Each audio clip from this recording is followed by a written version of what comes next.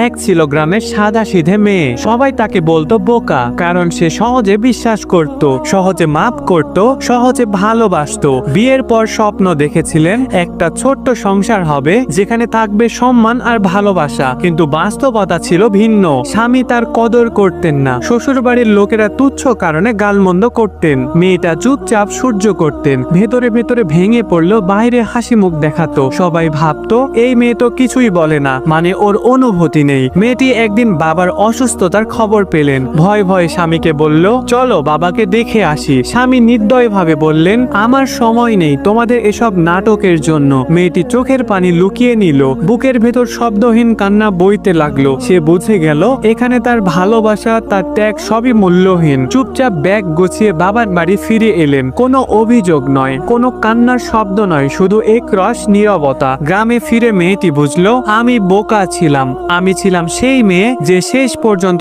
ভালোবাসার মর্যাদা দিতে চেয়েছিলাম। আজ মেয়েটি নিজের পায়ে দাঁড়িয়ে, কেউ তাকে আর বোকা বলেন না। সবাই জানে সহ্য করাটা দুর্বলতা নয়, সেটা আসলে সবচাইতে বড় শক্তির নাম। বন্ধুরা, কখনো কারো সহ্যশীলতাকে তার দুর্বলতা মনে করো না, কারণ একদিন সেই সহ্যই তাকে বিজয়ের পথ দেখায়। সম্মান করো, যত্ন নাও, না হলে হারানোর পর শুধুই থাকবে আফসোস আর শূন্যতা।